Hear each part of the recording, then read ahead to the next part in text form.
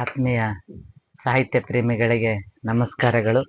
ನಾನು ನಿಮ್ಮ ಶಂಕರದೇವರು ಹಿರೇಮಠ. ಮಕ್ಕಳ ಸಾಹಿತ್ಯ ಕೃತಿಗಳ ಪರಿಚಯ ಸರಣಿ ಕಾರ್ಯಕ್ರಮಕ್ಕೆ ತಮ್ಮೆಲ್ಲರಿಗೂ ಸಹ ಪ್ರೀತಿಪೂರ್ವಕವಾದ ಸ್ವಾಗತವನ್ನು ಬಯಸ್ತಾ, ಈ ಯೂಟ್ಯೂಬ್ ಚಾನಲನ್ನು ಸಬ್ಸ್ಕ್ರೈಬ್ ಮಾಡುವ ಮೂಲಕ ಹಾಗೂ ಈ ವಿಡಿಯೋನ ಹೆಚ್ಚಿನ ಸಂಖ್ಯೆಯಲ್ಲಿ ಶೇರ್ ಮಾಡುವ ಮೂಲಕ ಮಕ್ಕಳ ಸಾಹಿತ್ಯ ಚಟುವಟಿಕೆಗೆ ತಾವೆಲ್ಲ ಪ್ರೋತ್ಸಾಹಿಸಬೇಕಂತ ತಮ್ಮಲ್ಲಿ ವಿನಂತಿಸ್ತಾ, ಇವತ್ತಿನ ದಿನ 13 ಜುಲೈ 2026 ಸೋಮವಾರದಂದು 117ನೇ ಸಾಹಿತ್ಯ ಕೃತಿಯ ಪರಿಚಯವನ್ನು ಮಾಡ್ತಾ ಇದ್ದೇನೆ. ಶ್ರೀ ವಿಕಾಸ್ ಆರ್ ಮೌರ್ಯ ಅವರು ಬರೆದಿರುವಂತ ಜೈ ಭೀಮ್ ಕಥಾ ಸಂಕಲನದ ಕಥಾ ಸಂಕಲನದ ಪರಿಚಯವನ್ನ ಇವತ್ತು ನಿಮಗೋಸ್ಕರ ಮಾಡ್ತಾ ಇದ್ದೇನೆ. ಮಕ್ಕಳಿಗೆ ಸಾಹಿತ್ಯದಲ್ಲಿ ಫ್ಯಾಂಟಸಿ ಅಂದ್ರೆ ತುಂಬಾ ಇಷ್ಟ. ಹಾಗಾಗಿ ಮಕ್ಕಳಿಗೆ ಶಿವ ಆಗಿರ್ಲಿ, ಛೋಟಾ ಭೀಮ್ ಆಗಿರ್ಲಿ, ಮಕ್ಕಳಿಗೆ ತುಂಬಾ ಇಷ್ಟ ಆಗ್ತಾರೆ. ಮೋಗ್ಲಿ ಪಾತ್ರ ಆಗಿರ್ಲಿ, ಮಕ್ಕಳಿಗೆ ತುಂಬಾ ಇಷ್ಟ ಆಗ್ತಾರೆ. ಯಾಕಂದ್ರೆ ಅವರಲ್ಲಿ ತಮ್ಮ ಅಭಿರುಚಿಗಳನ್ನ, ಆಸಕ್ತಿಯನ್ನ, ಅವರಲ್ಲಿ ತಮ್ಮನ್ನ ತಾವು ನೋಡ್ಕೊಂತಿರೋದ್ರಿಂದ ಮಕ್ಕಳಿಗೆ ಕಾರ್ಟೂನ್ಗಳು ಅಷ್ಟು ಇಷ್ಟ ಆಗ್ತವೆ. ಹಾಗಾಗಿ ಫ್ಯಾಂಟಸಿ ಆಗಿರುವಂತ ಈ ಕಥೆಯನ್ನ ವಿಕಾಸ್ ಆರ್ ಮೌರ್ಯ, ಹಾಸನ ಜಿಲ್ಲೆಯ ಹೊಳೆನರಸೀಪುರ ತಾಲೂಕಿನ ಹೊಸಳ್ಳಿ ಗ್ರಾಮದಲ್ಲಿರುವಂತ ವಿಕಾಸ್ ಆರ್ ಮೌರ್ಯ ಅವರು ನೀಲವ್ವ ಹಾಗೂ ಕಥನ ಸಂಕಲನ, ಕಪ್ಪು ಕುಲುಮೆ, ಸಾವಿತ್ರಿಬಾಯಿ ಫುಲೆ ಮತ್ತು ನಾನು ಅನ್ನುವಂತ ಕನ್ನಡ ಅನುವಾದ ಲೇಖನ ಸಂಗ್ರಹವನ್ನ ಮಾಡಿದ್ದಾರೆ. ಹಾಗೆ ಹಲವು ಪತ್ರಿಕೆಗಳಲ್ಲಿ ಇವರ ಕವಿತೆಗಳು, ಲೇಖನಗಳು ಪ್ರಕಟ ಆಗಿವೆ. ಗಣಿತ ಶಿಕ್ಷಕರಾಗಿ ಕಾರ್ಯನಿರ್ವಹಿಸುತ್ತಿರುವ ಇವರು ಪ್ರಸ್ತುತ ಬೆಂಗಳೂರಿನಲ್ಲಿ ವಾಸವಾಗಿದ್ದಾರೆ.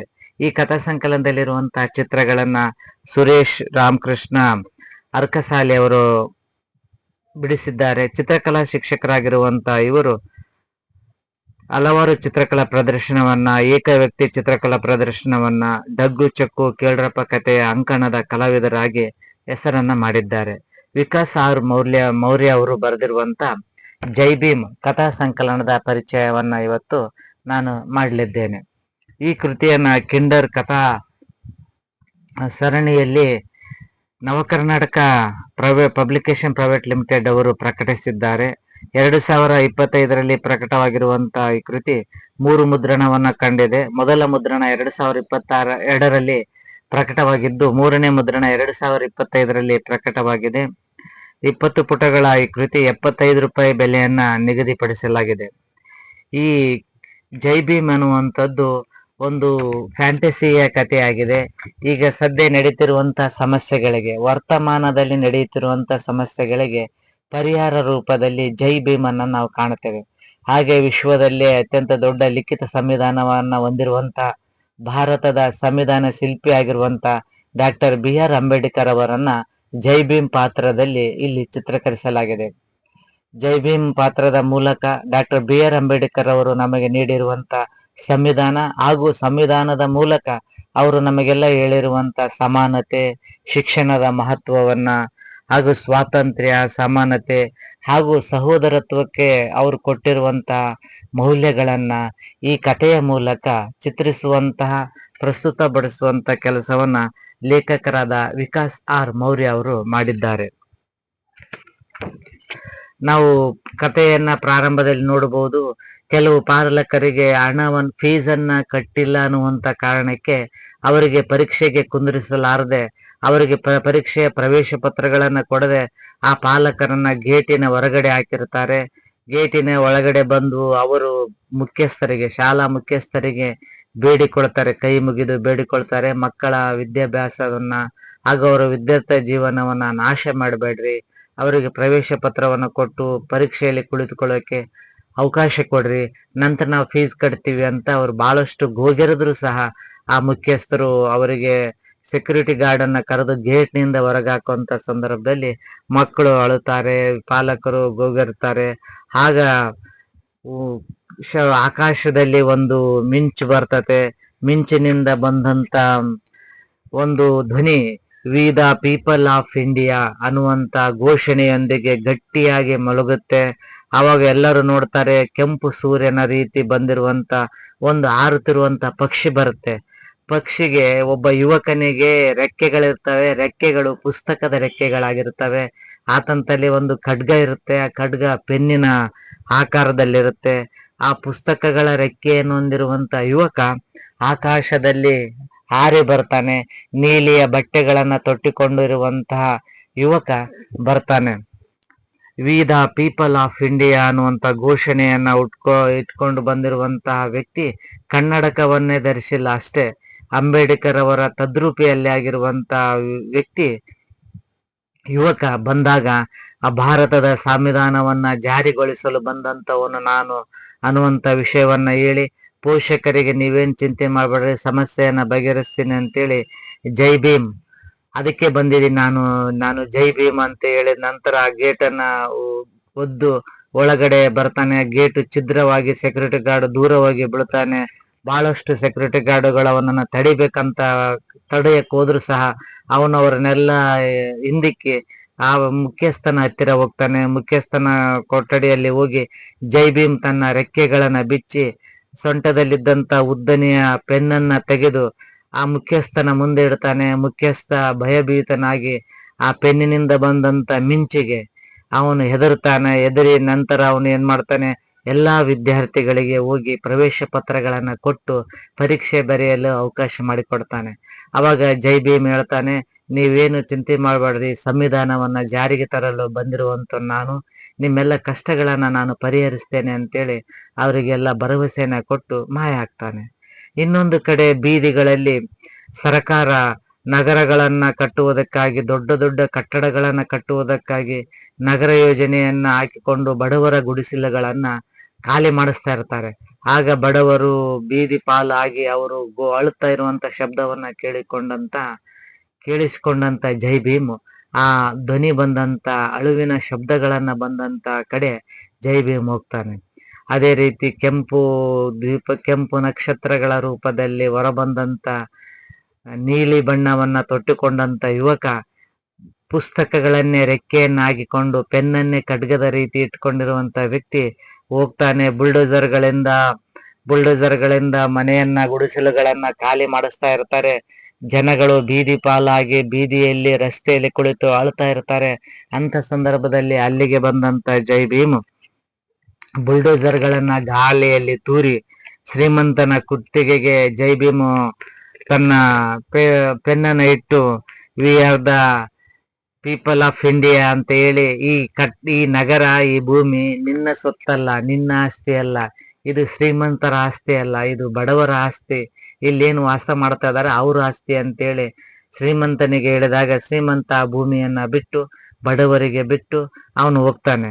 ಅಲ್ಲಿಗೆ ಅದಾಗಲೇ ಬುಲ್ಡೋಸರ್ಗಳನ್ನೆಲ್ಲ ಅಲ್ಲಿಂದ ತೆರವು ಮಾಡಿದಾಗ ಜನ ಮತ್ತೆ ಕೂಗ್ತಾರೆ ಜೈ ಭೀಮ್ ಜೈ ಭೀಮ್ ಅಂತೇಳಿ ಬಹಳ ಖುಷಿಯಿಂದ. ಬಡವರಿಗೆ ತಮ್ಮ ಸೂರನ್ನ ಕಳೆದುಕೊಂಡು ಬೀದಿಗೆ ಬಿದ್ದಂತ ನಿರಾಶ್ರಿತರು ಯಾವಾಗ ತಮಗೆ ಭೂಮಿ ಮತ್ತೆ ಮರಳಿ ಸಿಗುತ್ತೆ, ತಮ್ಮ ಮನೆಗಳು ತಮಗೆ ಮರಳಿ ಸಿಗುತ್ತೆ, ಆ ಖುಷಿಯಲ್ಲಿ ಅವರು ಮತ್ತೆ ಖುಷಿಯಾಗಿ ಮತ್ತೆ ಅವರು ಲವಲವಿಕೆಯಿಂದ ಸಂತೋಷವನ್ನ ಮರಳಿ ಪಡೆದು ಜೈ ಭೀಮ್ ಅಂತ ಕೂಗ್ತಾರೆ. ಅಲ್ಲಿಂದ ಅವನು ಮತ್ತೆ ಮಾಯ ಆಗ್ತಾನೆ. ಒಂದು ಗೋದಾಮಿನಲ್ಲಿ ಮತ್ತೆ ಪ್ರತ್ಯಕ್ಷ ಆಗ್ತಾನೆ. ಗೋದಾಮಿನಲ್ಲಿ ಬೆಂಕಿ ಬಿದ್ದು ಬಹಳಷ್ಟು ಮಕ್ಕಳು ಅಪಾಯದಲ್ಲಿರ್ತಾರೆ. ಮಕ್ಕಳ ಧ್ವನಿಯನ್ನ ಕೇಳಿಸಿಕೊಂಡಂತಹ ಜೈ ಭೀಮ್ ಅಲ್ಲಿಗೆ ಹಾರಿಕೊಂಡು ಬರ್ತಾನೆ. ಅಲ್ಲಿ ಬಂದಾಗ ಅಲ್ಲಿ ಬಾಲ ಕಾರ್ಮಿಕರನ್ನಾಗಿ ಇಟ್ಟುಕೊಂಡಿರುವಂತ ಪುಟ್ಟ ಮಕ್ಕಳನ್ನ ಕಾಪಾಡೋದಕ್ಕೋಗಿ ಕಾಪಾಡ್ತಾನೆ ಜೈ ಭೀಮು. ಕಾಪಾಡಿದ ನಂತರ ಆ ಮಕ್ಕಳನ್ನ ಶ್ರೀಮಂತ ಒಬ್ಬನು ಕೂಡಿಟ್ಟಿರ್ತಾನೆ. ಆಗ ಶ್ರೀಮಂತನ ಹೇಳ್ತಾನೆ, ಈ ಮಕ್ಕಳು ನನಗೆ ಕೊಟ್ಬಿಡು, ನನಗೆ ಒಪ್ಪಿಸ್ಬಿಡು, ಇಲ್ದಿದ್ರೆ ನಿನಗೆ ಸುದ್ದಿ ಸರಿ ಇರಲ್ಲ ಅಂತ ಅವನಿಗೆ ಧಮಕಿಯನ್ನ ಭಯವನ್ನ ಜೈ ಭೀಮಿಗೆ ಹಾಕ್ತಾನೆ. ಆದ್ರೆ ಮಕ್ಕಳು ಹೇಳ್ತಾರೆ, ನೋಡು ಭೀಮು, ಜೈ ಭೀಮು, ನೀ ನಮ್ಮನ್ನ ಕಾಪಾಡ್ಲಿಕ್ಕೂ ಪರವಾಗಿಲ್ಲ, ಹಿಂಗೆ ಬೆಂಕಿಯಾಗಿ ಬಿದ್ದು ಸತ್ತೋದ್ರು ಪರವಾಗಿಲ್ಲ, ನಾವು ಅವನು ಆ ತಲೆ ಹೋಗೋದಿಲ್ಲ, ನಾವು ಓದಬೇಕು, ಶಿಕ್ಷಣವನ್ನು ಪಡಿಬೇಕು ಅಂತ ಮಕ್ಕಳು ಹೇಳ್ತಾರೆ. ಅಂದ್ರೆ ಮಕ್ಕಳನ್ನ ಶಿಕ್ಷಣದಿಂದ ವಂಚಿತರನ್ನಾಗಿ ಜೀತದಾಳುಗಳನ್ನಾಗಿ ಇಟ್ಟುಕೊಂಡಿರುವಂತ ಶ್ರೀಮಂತ ಒಂದು ಗೋದಾಮಿನಲ್ಲಿ ಇಟ್ಟಿರ್ತಾನೆ. ಗೋದಾಮಿಗೆ ಬೆಂಕಿ ಬಿದ್ದಾಗ ಮಕ್ಕಳನ್ನ ಕಾಪಾಡ್ಬೇಕನ್ನುವಂತ ಕನಿಷ್ಠ ಪರಿಜ್ಞಾನ ಇಲ್ಲದೆ ಇರುವಂತ ಶ್ರೀಮಂತನಿಗೆ ಅವನು ಮತ್ತೊಮ್ಮೆ ತನ್ನ ಖಡ್ಗದಿಂದ ಮಿಂಚನ್ನ ಹೊರಹಾಕಿ ಅವನಿಗೆ ಸರಿಯಾದ ಶಿಕ್ಷೆಯನ್ನ ಕೊಟ್ಟು ಮಕ್ಕಳನ್ನ ಅಲ್ಲಿಂದ ಪಾರ್ ಮಾಡ್ತಾನೆ. ಅವಾಗ ಜೈ ಭೀಮ್ ಮಕ್ಕಳು ಜೈ ಭೀಮ್ ಜೈ ಭೀಮ್ ಅಂತ ಮತ್ತೆ ಜೈಕಾರವನ್ನ ಹಾಕಿ ಕಾಪಾಡಿದ ಆ ವ್ಯಕ್ತಿಗೆ ಧನ್ಯವಾದಗಳನ್ನ ಮಕ್ಕಳು ತಿಳಿಸ್ತಾರೆ. ಈ ಎಲ್ಲ ವಿಷಯಗಳನ್ನ ಮಾನವ ಕೆಲಸಗಳನ್ನ ಮಾನವನ ಪರವಾಗಿ ಸಜ್ಜನರ ಪರವಾಗಿ ಮಾಡ್ತಿರುವಂತ ಜೈ ಭೀಮನ ಕೆಲಸಗಳನ್ನ ಅವನ ವಿರೋಧಿಗಳು ಎಲ್ಲರೂ ಸೇರಿ ಮತ್ತೊಮ್ಮೆ ಒಂದಾಗ್ತಾರೆ. ಒಂದಾಗಿ ಪ್ರಭುವಿನ ಬಳಿ ಹೋಗ್ತಾರೆ. ಪ್ರಭುವಿನ ಹತ್ತಿರ ಬೃಹತ್ ಸಂಖ್ಯೆಯಲ್ಲಿ ಜೈ ಭೀಮಿನ ವಿರೋಧಿಗಳು ಅಂದ್ರೆ ಒಳ್ಳೆಯ ಕೆಲಸಗಳನ್ನ ಮಾಡುವುದಕ್ಕೆ ಅಡ್ಡಿಯನ್ನ ಪಡಿಸುವಂತ ದುರ್ಜನರ ಸಂಘ, ಒಂದು ದುರ್ಜನರ ಕೂಟವನ್ನ ಕಟ್ಟಿಕೊಂಡಿರುತ್ತೆ. ಆ ದುರ್ಜನರೆಲ್ಲರೂ ಸೇರಿ ಪ್ರಭುವಿನ ಹತ್ತಿರ ಹೋಗಿ ಅವನಿಗೆ ದೂರನ ಕೊಡ್ತಾರೆ. ಆ ಪ್ರಭುವು ಐಷಾರಾಮಿ ಮನೆಯಲ್ಲಿ, ಐಷಾರಾಮಿ ಬಂಗಲೆಯಲ್ಲಿ ಹಲವಾರು ಜನ ಬಂದೂಕುದಾರಿಗಳನ್ನ ತನ್ನ ಬಾಡಿಗಾರ್ಡ್ಸ್ಗಳನ್ನಾಗಿಟ್ಟುಕೊಂಡು ಇರ್ತಿರುವಂತ ಶ್ರೀಮಂತ ವ್ಯಕ್ತಿ ಅವನು. ಇವರೆಲ್ಲ ದೂರುಗಳನ್ನ ಕೇಳಿದ ನಂತರ ಆ ಜೈ ಭೀಮನ್ನ ಆದಷ್ಟು ತನಗೆ ಅಡ್ಡಚಣೆಯಾಗಿರುವಂತ ಜೈ ಭೀಮನ್ನ ಆದಷ್ಟು ಬೇಗ ಕೊಲ್ಲಬೇಕು ಅನ್ನೋಂತ ನಿರ್ಧಾರವನ್ನ ಮಾಡಿ, ಜೈ ಭೀಮ್ ಎಲ್ಲದನ ಅವನ ನಾವು ಕೊಲ್ತೀವಿ, ನೀವೇನ್ ಎದುರುಬೇಡ್ರಿ, ನೀವು ನಿಮ್ಮ ಅರಾಜಕತೆ ಅನಿಷ್ಟ ಹಾಗೂ ಅನ್ಯಾಯ ಕೆಲಸಗಳನ್ನ ನೀವು ಮುಂದುವರಿಸಿರಿ ಅಂತ ತನ್ನ ಹಿಂಬಾಲಕರಿಗೆ ಭರವಸೆಯನ್ನ ಕೊಡ್ತಾನೆ. ಆಗ ಜೈ ಭೀಮನ್ನ ಕೊಲ್ಲಕ್ಕೆ ಹಲವಾರು ಜನರನ್ನ ಕಳಿಸ್ತಾನೆ. ಆಗ ಜೈ ಭೀಮನ್ನ ಕೊಲ್ಲುವುದಕ್ಕಾಗಿ ಜನ ಹೆಲಿಕಾಪ್ಟರ್ಗಳಲ್ಲಿ, ವಿಮಾನಗಳಲ್ಲಿ ಶೋಧನೆ ಮಾಡಕ್ಕೆ ಪ್ರಾರಂಭಿಸ್ತಾರೆ. ಆಗ ಜೈ ಭೀಮ್ ಬುದ್ಧನ ಸನ್ನಿಧಿಯಲ್ಲಿ ಧ್ಯಾನ ಮಾಡ್ತಾ ಕುಳಿತುಕೊಂಡಿರ್ತಾನೆ. ಬುದ್ಧನ ಮುಂದೆ ಧ್ಯಾನ ಮಾಡುತ್ತಾ ಕುಳಿತುಕೊಂಡಿರುವಂತ ಜೈ ಭೀಮನನ್ನ ಕೊಲ್ಲುವುದಕ್ಕಾಗಿ ಬಂದೂಕುದಾರಿಗಳು ಆಕಾಶದಲ್ಲಿ ವಿಮಾನಗಳ ಮೂಲಕ, ಹೆಲಿಕಾಪ್ಟರ್ಗಳ ಮೂಲಕ ಬರ್ತಾರೆ. ಈ ಸದ್ದನ್ನ ಕೇಳಿಸಿಕೊಂಡಿರುವಂತ ಜೈ ಭೀಮು ಹೊರಗಡೆ ಬರ್ತಾನೆ. ಅವರು ಬಂದೂಕುಗಳನ್ನ ಗುಂಡುಗಳನ್ನ ಹಾರಿಸಿದಾಗ ತನ್ನಲ್ಲಿರುವಂತ ಅಶೋಕ ಚಕ್ರ, ಎದೆಗೆ ಏನು ರಕ್ಷಾ ಕವಚವಾಗಿ ಅಶೋಕ ಚಕ್ರವನ್ನ ಇಟ್ಕೊಂಡಿರ್ತಾನೆ, ಆ ಅಶೋಕ ಚಕ್ರವನ್ನ ಆ ಬಂದೂಕುಗಳಿಗೆ ಎದುರಾಗಿ ಹಿಡಿತಾನೆ. ಆ ಬಂದೂಕುಗಳು ಜೈ ಭೀಮಿಗೆ, ಬಂದೂಕಿನಿಂದ ಹೊರಟಂತಹ ಗುಂಡುಗಳು, ಬುಲೆಟ್ಗಳು ಜೈ ಭೀಮಿಗೆ ಯಾವುದೇ ಹಾನಿಯನ್ನು ಉಂಟು ಮಾಡುವುದಿಲ್ಲ.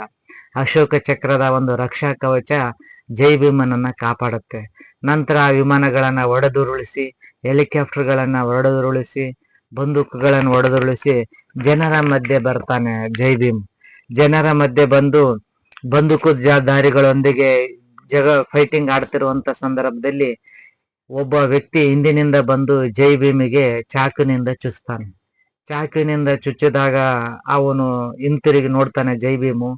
ಯಾರು ಇವನಿಗೆ ಚಾಕು ಚುಚ್ಚಿರ್ತಾರೆ ಜೈ ಭೀಮಿಗೆ ಅಂದ್ರೆ, ಅವತ್ತು ಮಕ್ಕಳಿಗೆ ಫೀಸ್ ಕಟ್ಟಕ್ಕಾಗಲಾರ್ದಂತಹ ಅಸಹಾಯಕ ಸ್ಥಿತಿಯಲ್ಲಿ ಮುಖ್ಯಸ್ಥನನ್ನ ಕೈ ಮುಗಿದು ಕಾಲಿಡಿದು ಬೇಡಿಕೊಳ್ತಿದ್ದಂತಹ ಒಬ್ಬ ವ್ಯಕ್ತಿ.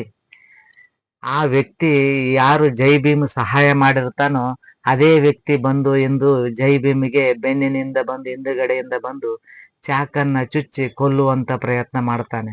ಆಗ ಒಂದು ಕ್ಷಣ ಜೈ ಭೀಮಿಗೆ ಆಶ್ಚರ್ಯ ಆಗುತ್ತೆ.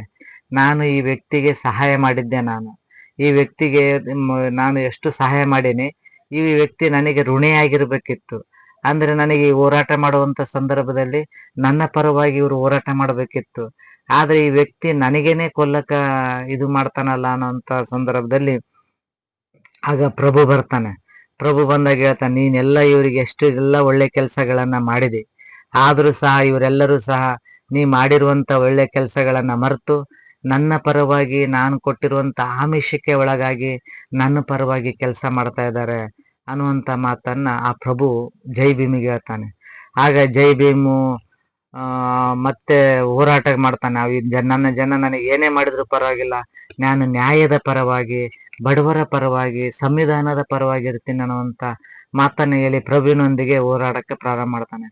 ಆ ಪ್ರಭು ಬೆಂಕಿಯ ರೂಪವನ್ನ ತಾಳಿ ಬಡವರನ್ನೆಲ್ಲ ಸುಡಬೇಕಂತೇಳಿ ಪ್ರಯತ್ನ ಮಾಡ್ತಾನೆ. ಆಗ ಎಷ್ಟು ಎತ್ತರಕ್ಕಾಗಿ ಬೃಹದಾಕಾರವಾಗಿ ಬೆಳೆಯಕ್ಕೆ ಸ್ಟಾರ್ಟ್ ಆಗ್ತಾನೆ ಪ್ರಭು ಬೆಂಕಿಯ ರೂಪದಲ್ಲಿ. ಆಗ ಜೈ ಭೀಮನು ಸಹ ನೀರಿನ ರೂಪದಲ್ಲಿ, ತಂಪಿನ ರೂಪದಲ್ಲಿ ಅವನು ಸಹ ಮಾಯಾವಿಯಾಗಿ ಎತ್ತರವಾಗಿ ಬೆಳೆಯಕ್ಕೆ ಸ್ಟಾರ್ಟ್ ಮಾಡ್ತಾನೆ. ಈ ಪ್ರಭುವನ್ನ ಬೆಂಕಿಯನ್ನು ಅಪ್ಪಿಕೊಂಡು ಬಿಟ್ಟಂತ ಜೈ ಭೀಮು ತನ್ನ ನೀರಿನ ಕಾರಣದಿಂದ ಬೆಂಕಿಯನ್ನ ತಣ್ಣಗಾಗಿ ಮಾಡಿ ಅವನನ್ನ ಮತ್ತೆ ತಂಪನ್ನಾಗಿ ಮಾಡಿ ಸಂವಿಧಾನದ ಪ್ರತಿಗಳನ್ನ ಅವನ ದೇಹದೊಳಗೆ ಇಟ್ಟು ಹಪ್ಪಿಕೊಂಡು ಬಿಡ್ತಾನೆ. ಹಪ್ಪಿಕೊಂಡಾಗ ಈ ನೀರಿನಿಂದ ಕೂಡಿರುವಂತ ಜೈ ಭೀಮು ಆ ಪ್ರಭು ಬೆಂಕಿಯನ್ನು ಹಪ್ಪಿಕೊಂಡಾಗ ಬೆಂಕಿಯೆಲ್ಲ ಹಾರಿ ಶಾಂತವಾಗಿ ನಿಧಾನವಾಗಿ ಮೊದಲಿನ ಸ್ಥಿತಿಗೆ ಬರ್ತಾನೆ. ಅವಾಗ ಅವನು ಸಹೋದರತೆಯ ಗುಣವನ್ನ ಪಾಠವನ್ನ ಅವನಿಗೆ ತಿಳಿಸಿ ಮತ್ತೊಮ್ಮೆ ಅವರಿಗೆಲ್ಲ ಕೈ ಮುಗಿದು ಮತ್ತೆ ಆಕಾಶಕ್ಕೆ ಹಾರ್ತಾನೆ. ಅವಾಗ we the people of India ಅನ್ನುವಂತ ಘೋಷಣೆಯನ್ನ ಕೂಗಿ ಅವನ ಹಾರ್ತಾನೆ. ಅವಾಗ ಎದೆಯ ಗುಂಡುಗಳು ನಾಟಬೇಕು. ಇನ್ನು ಈ ಮಕ್ಕಳನ್ನ ಆ ಪ್ರಭು ಏನ್ ಮಾಡಿರ್ತಾನೆ, ಮಕ್ಕಳನ್ನ ಕೊಲ್ಲಬೇಕು ಅನ್ನುವಂತ ಕಾರಣಕ್ಕೆ ಮಕ್ಕಳಿಗೆ ಗುಂಡುಗಳನ್ನ ಸಿಡಿಸಿರ್ತಾನೆ. ಆ ಗುಂಡುಗಳು ಸಹ ಮಕ್ಕಳಿಗೆ ಮುಟ್ಟದ ರೀತಿಯಾಗಿ ಅವರ ರಕ್ಷಣಾ ಕವಚನಾಗಿ ಜೈ ಭೀಮು ರೂಪ ತಾಳ್ತಾನೆ. ಮುಂದೆ ಮಕ್ಕಳನ್ನೆಲ್ಲ ಕಾಪಾಡಿ ಅವರಿಗೆಲ್ಲ ಬುದ್ಧಿಯನ್ನ ಹೇಳಿ ಜೈ ಭೀಮು ಮಾಯವಾಗ್ತಾನೆ. ನೋಡಿ, ನಾವು ಎಷ್ಟೇ ಕಷ್ಟದಲ್ಲಿದ್ದರೂ ಸಹ ನಾನು ಸಂವಿಧಾನದ ರೂಪದಲ್ಲಿ ನಿಮಗೆ ಸಹಾಯಕ್ಕೆ ಬರ್ತೀನಿ ಅನ್ನುವಂತ ಅಭಯವನ್ನ ನೀಡಿ ಜೈ ಭೀಮು ಮಾಯ ಆಗ್ತಾನೆ. ಜೈ ಭೀಮು ಮಾಯ ಆದಾಗ ಮಕ್ಕಳೆಲ್ಲರೂ ಜೈ ಭೀಮ್ ಅನ್ನುವಂತ ಘೋಷಣೆಯನ್ನ ಕೂಗ್ತಾರೆ. ಈ ಲೇಖನಿಯೇ ನನ್ನ ಆಯುಧ, ಜ್ಞಾನವೇ ನನ್ನ ಆಸ್ತಿ, ಸಮಾನತೆಯೇ ನನ್ನ ಗುರಿ ಅಂತೇಳಿ ಜೈ ಭೀಮ್ ಆಕಾಶಕ್ಕೆ ಹಾರಿದಾಗ ಆ ಜೈ ಭೀಮ್ ಹೇಳಿರುವಂತ ಮಾತುಗಳು ಮಕ್ಕಳಲ್ಲಿ ಮಾರ್ದನಿಸ್ತವೆ. ಆ ಆಯುಧ, ಶಿಕ್ಷಣ, ಹಾಗೆ ಸ್ವಾತಂತ್ರ್ಯ, ಸಮಾನತೆಯ ಬಗ್ಗೆ ಮಕ್ಕಳಲ್ಲಿ ಮತ್ತೆ ಒಂದು ಭರವಸೆಯನ್ನ ಮೂಡಿ ಸಂವಿಧಾನದ ಬೆಳಕಿನಡಿಯಲ್ಲಿ, ಸಂವಿಧಾನ ತೋರಿದ ದಾರಿಯಲ್ಲಿ, ಸಂವಿಧಾನ ತೋರುವಂತ ಸನ್ಮಾರ್ಗದಲ್ಲಿ ನಾವೆಲ್ಲ ಸಾಗ್ಬೇಕನ್ನುವಂತ ಆಶಯದೊಂದಿಗೆ ಜೈ ಭೀಮ್ ಕತೆ ಮುಕ್ತಾಯವಾಗುತ್ತೆ. ಈ ಕತೆ ಮಕ್ಕಳಿಗೆ ಒಂದು ಅಪರೂಪದ ಸಾಹಿತ್ಯ ಕೃತಿಯಾಗಿದ್ದು, ಇಂಥ ಸಾಹಿತ್ಯ ಕೃತಿಯನ್ನ ಕೊಂಡು ಓದುವ ಮೂಲಕ ಮಕ್ಕಳ ಸಾಹಿತ್ಯವನ್ನ ಪ್ರೋತ್ಸಾಹಿಸಬೇಕು. ಹಾಗೆ ಮಕ್ಕಳಿಗೆ ವಿಶೇಷ ಸಂದರ್ಭದಲ್ಲಿ ಹುಟ್ಟುಹಬ್ಬ, ಕ್ರೀಡಾಕೂಟ, ಜನ್ಮದಿನದ ಸಂದರ್ಭ ಹಾಗೂ ಪ್ರತಿಭಾ ಕಾರಂಜಿ ಮುಂತಾದ ಸಂದರ್ಭಗಳಲ್ಲಿ ಪ್ರಶಸ್ತಿಯ ರೂಪದಲ್ಲಿ ಇಂಥ ಪುಸ್ತಕಗಳನ್ನ ಮಕ್ಕಳಿಗೆ ನೀಡಿದಾಗ ಮಕ್ಕಳಲ್ಲಿ ಓದುವ ಅಭಿರುಚಿ ಹಾಗೂ ಮಕ್ಕಳಲ್ಲಿ ಸಾಹಿತ್ಯ ಅಭಿಮಾನ ಉಂಟು ಮಾಡಕ್ಕೆ ಸಾಧ್ಯ ಆಗುತ್ತೆ ಅಂತ ಹೇಳ್ತಾ, ಇವತ್ತಿನ ದಿನ 117ನೇ ಸಾಹಿತ್ಯ ಕೃತಿಯ ಪರಿಚಯವನ್ನ ಇವತ್ತಿನ ದಿನ ಮುಗಿಸ್ತಾ, ನಾಳೆ ದಿನ ಮತ್ತೊಂದು ಸಾಹಿತ್ಯ ಕೃತಿಯೊಂದಿಗೆ ನಿಮ್ಮ ಮುಂದೆ ಹಾಜರಾಗ್ತೀನಿ. ಅಲ್ಲಿವರೆಗೂ ಧನ್ಯವಾದಗಳು.